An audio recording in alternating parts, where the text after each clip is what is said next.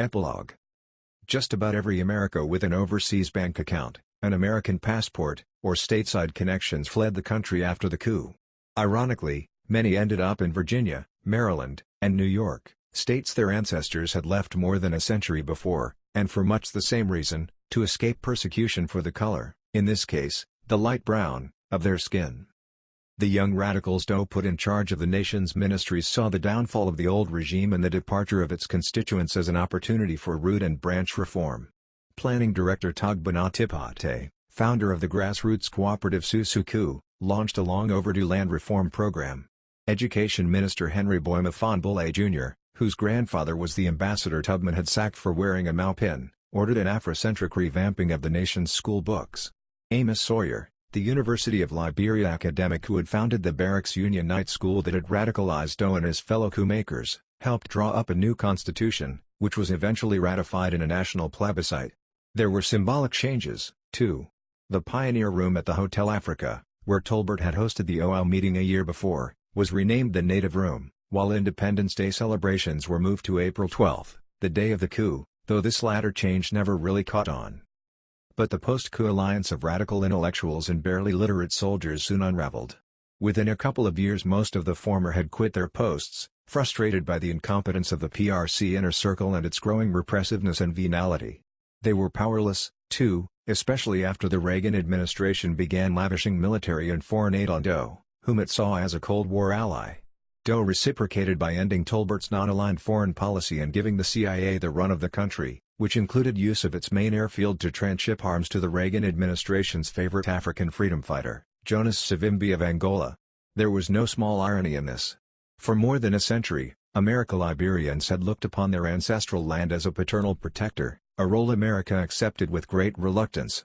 Now, with the Americas gone, the two countries grew closer than ever, revealing a fundamental truth about U.S. attitudes toward its African stepchild, that America stood by Liberia only when it was in its own self-interest to do so.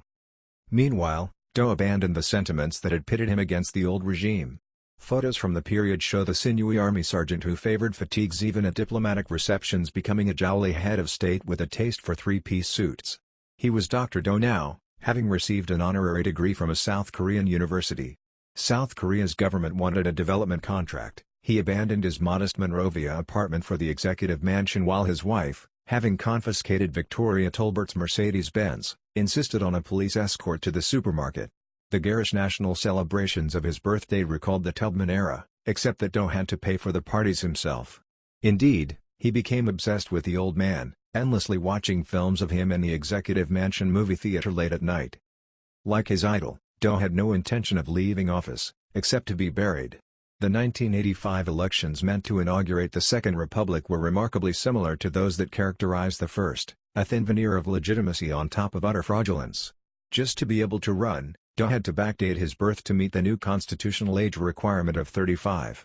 During the election itself, he stopped the counting of votes when things started to go against him, and had the ballot struck to a suite at the Hotel Africa, where his electoral commission announced the final tally. The president had retained his office by a convenient, runoff avoiding margin of 50.9%. Unheard of in the rest of Africa, where incumbent rulers normally claim victories of 95 to 100%, a blithe American Undersecretary of State Chester Crocker told a U.S. Senate committee.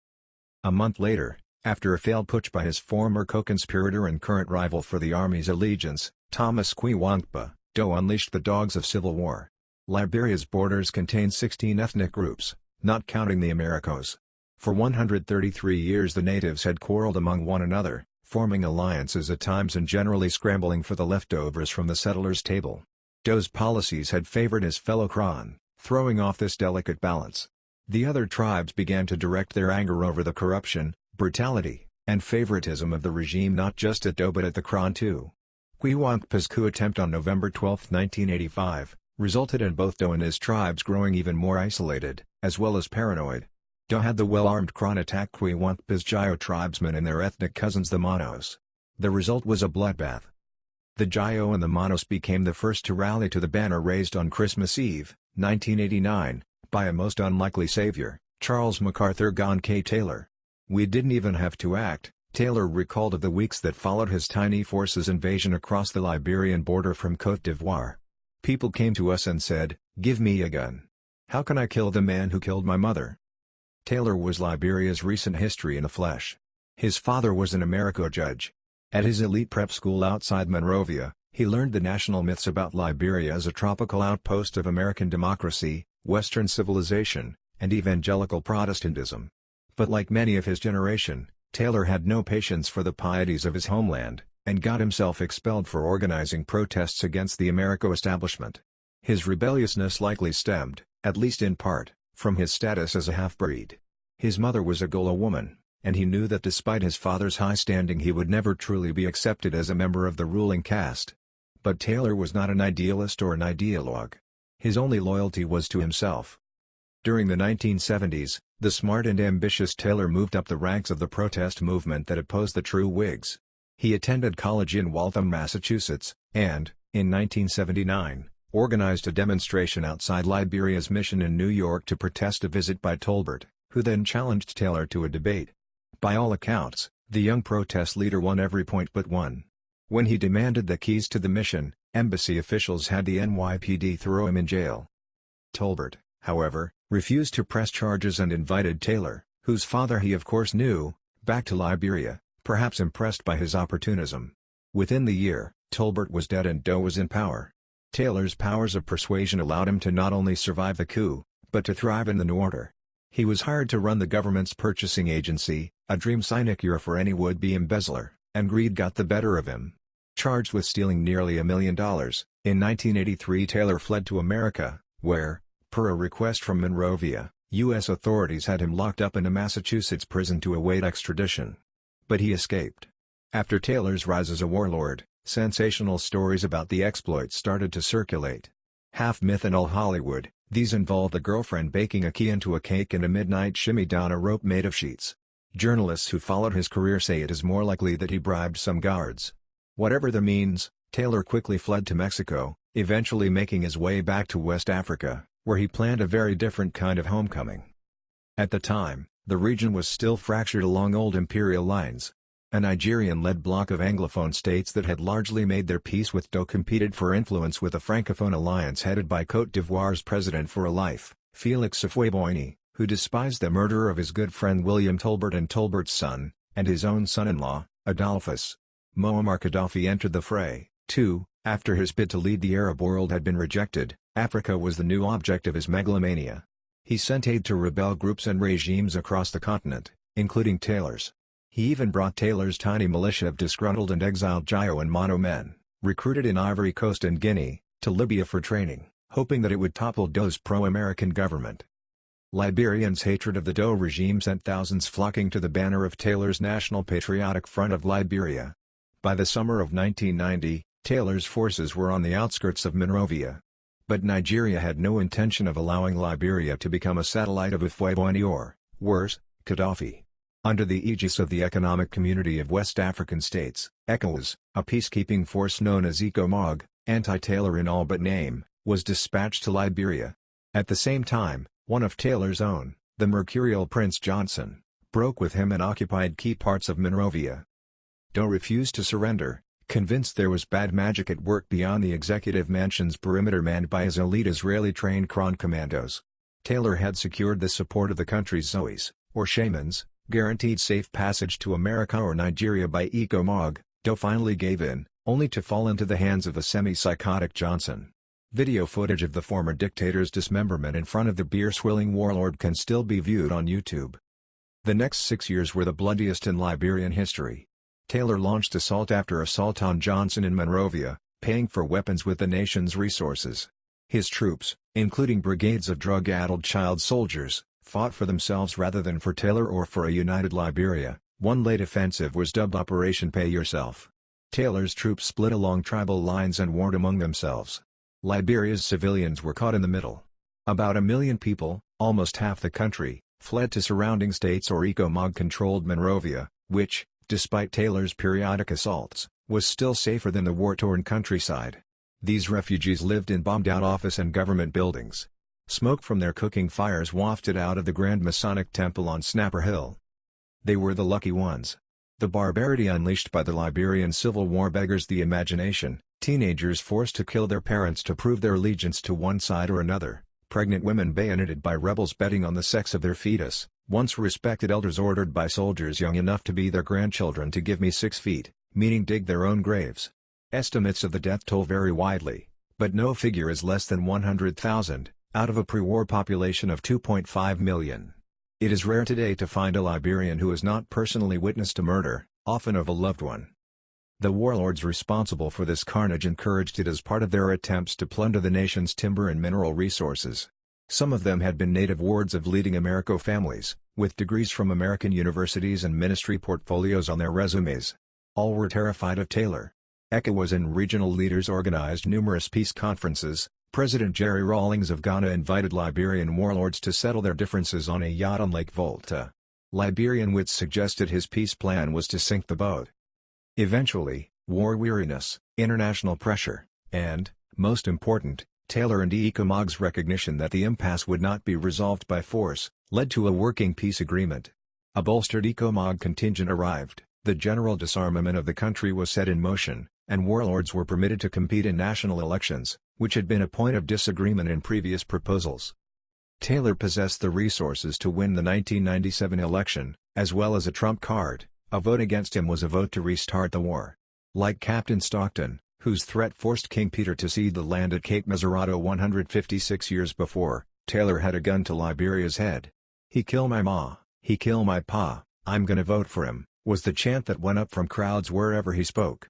He won 75% of the vote in an internationally monitored election, with Jimmy Carter asserting its fairness. At his inauguration, the self-declared, born-again Baptist Taylor vowed not to be a wicked president. Taylor's tenure in the executive mansion was, like those before him, corrupt, incompetent, and repressive. During his 6 years in power, the government remained insolvent, newspaper presses were routinely shut down, and the lights in Monrovia, which went out when the electrical grid was destroyed in one of Taylor's wartime assaults on the city, never came back on. While his henchmen stole with abandon and terrorized an already shaken citizenry, Taylor strove for hegemony over his own small corner of Africa. He revived his former alliance with the sociopathic Foday Sonko and his Revolutionary United Front, RUF, rebels in neighboring Sierra Leone. Their preferred mode of persuasion was to cut off, quite literally, the hands raised against them, even those only casting a ballot. Taylor gave them guns and they supplied him with diamonds. It took substantially less time for Taylor's regime to come undone than it had those. The first to rebel were persecuted Mandingo refugees, members of one of the losing factions from the previous conflict, who launched an attack from Guinea in 1999. They styled themselves the Liberians United for Reconciliation and Democracy, LURD, and, like Taylor's NPFL before them, quickly swept across the country, only to be halted at Monrovia's gates. In 2003, they were joined by former DO loyalists invading from Côte d'Ivoire, which, with Houphouët-Boigny dead 10 years, was embroiled in a civil war of its own. LURD and the Movement for Democracy in Liberia, MODEL, attacked Monrovia in a pincer formation. At the same time, the international community began to intervene in a serious way. In response to Taylor's support for the RUF, the United Nations imposed an arms embargo on the country, though because Taylor did most of his business on the black market, this had little impact. Washington, long wary of Taylor for his Libyan connections, supported the UN's actions. Even a number of his allies in the region abandoned him, including the mercurial Gaddafi, now eager to appease the West. Then, in June, Taylor became the first sitting head of state to be indicted on charges of international war crimes. But not for his actions in Liberia, he was accused, rather, of abetting the horrific war crimes of his rough allies in Sierra Leone. Cheered by most Liberians in the country and abroad, the indictment by the International Criminal Court's Special Court for Sierra Leone only stiffened Taylor's resistance. The mass actions of Liberian women, under the leadership of the 31-year-old activist and future Nobel Peace Prize laureate Lemaga Bowie, finally convinced him to attend peace talks in Ghana and sign a ceasefire agreement. Still, it was only when Nigeria offered Taylor asylum and Switzerland froze his bank account that he agreed to leave the country. Into the vacuum stepped 15,000 UN peacekeepers, the largest such mission undertaken to that date. The years since Taylor's departure from Liberia have been happier for the country than they have been for its former president. The 2005 election and 2011 re-election of Ellen Johnson Sirleaf, a tough former finance minister and World Bank official, has brought economic competence to the Liberian government for the first time. Opposition figures, notably, the international soccer star George Weah and Winston Tubman, nephew of Old Man Tubman, have raised Johnson Sirleaf's past errors, including her work for Doe and her brief flirtation with Taylor's NPFL, and pointed at her current failings. Both have accused her followers of stealing votes, though there is little evidence to support these accusations. Johnson Sirleaf has also controversially opened Liberia to foreign investors, much as Tubman had done. At one point in her administration, a third of the country was leased for timber, mining, and agribusiness enterprises. Then as now, it is a sensitive point for Liberians. There have also been persistent rumors that the light-skinned Johnson Sirleaf is an Americo, or part Americo. In fact, she is three-quarters native, of Gola and Kru background. Her complexion comes from her maternal grandfather, a German trader. The Liberian Iron Lady, Africa's first elected woman head of state, has had many unequivocal successes. She won international debt forgiveness for Liberia, launched a South African-style Truth and Reconciliation Commission, and raised Liberia's standing from 150th to 75th on Transparency International's Corruption Perceptions Index. She has turned the lights back on in Monrovia. And, in 2011, she was co-awarded the Nobel Peace Prize with Gaboe and a Yemeni women's peace activist. Br. For a time, Taylor dreamed of reclaiming the presidency, or at least his influence. From the old British governor's residence in seaside Calabar, he kept in touch with his many supporters in Liberia and was rumored to have ties to Weah's people, if not Weah himself. But Nigeria's president, Olusegun Obasanjo, made it known that as soon as Liberia had a government capable of making the request, he would extradite Taylor to Sierra Leone for the trial. Yet Sierra Leone feared that his presence could open old wounds and even lead to renewal of civil war. A complicated deal was struck. A branch of the special court would be established at the International Criminal Court in The Hague to try him and, assuming a guilty verdict, a prison cell would await him in Britain, Sierra Leone's former imperialist ruler. When Taylor heard of the deal, he fled Calabar for the nearby Cameroon frontier, where his Range Rover, bearing diplomatic plates and packed with bags of US $100 bills, was apprehended by suspicious Nigerian border guards on March 29, 2006. 3 months later, after pleading not guilty on all charges of arming the RUF, Taylor found himself in a jail cell in The Hague. His trial lasted nearly 6 years, ending with his conviction on April 26, 2012. A month later, the 64-year-old Taylor was sentenced to 50 years in prison. Other than his family, his eldest son, Chucky, is currently serving a 97-year sentence in the United States for human rights violations he committed as his father's chief of security, and diehard supporters, few have mourned Taylor's fate. The society the Americo-Liberians created is no more. The Americos themselves live on, though the number of people who can trace an unbroken ancestry to North American roots diminished considerably after World War II, as intermarriage among native and settler families became commonplace. Measuring their influence today is more difficult. They are gone, a University of Liberia dean assured me in his bullet-pocked office in 1997, and they are not coming back. The Liberian reality today is that no one group can dominate anymore. The second part may be true, but Americos have been overrepresented in every government since Stowe's 1980 coup, including the current one. They still own an outsized portion of the country's lands and businesses, especially now that old property claims have been restored. This has led Liberian conspiracy theorists to conclude that the Americos are still running things as they did under the First Republic, except now from behind the scenes. Given Liberia's history of Masonic cabals and true Whig electoral manipulation, this view is not an unreasonable one. But it distorts the country's contemporary reality. In the wake of the great social upheavals and transformations of the late 20th and early 21st centuries, the term America no longer serves as a synonym for elite. To the contemporary visitor, the Americos' presence is spectral, though less haunting. Traveling outward from Monrovia on the poorly maintained roads that Tubman built in the 1950s and 1960s, one first comes across the split levels and ranch homes the Americos built in the capital's upscale suburbs, now occupied by native squatters. Deeper into the hinterland one can still see the odd plantation manse, overgrown by jungle. And, with an ear to history, the echoes of the early pioneers can still be heard. It is a pleasant country, all things are plenty, the leaves are all green, the sufferings of slavery are nowhere to be seen, all men enjoying their rights and liberties under their own vine and fig tree, with none to make them afraid. Though they may not have made it a reality, the Americos enshrined that vision. Today, On the crumbling facades of government buildings, on every document submitted to a bureaucrat or judge, and on the frayed Liberian dollar bills stuffed in the pockets of roadside market women there appears the Great Seal of Liberia, depicting a silhouette of the Elizabeth, the ship that brought the first settlers to Africa in 1820. Below the national motto, "The love of liberty brought us here." Once the claim of a despised and exiled minority, it now belongs to every Liberian.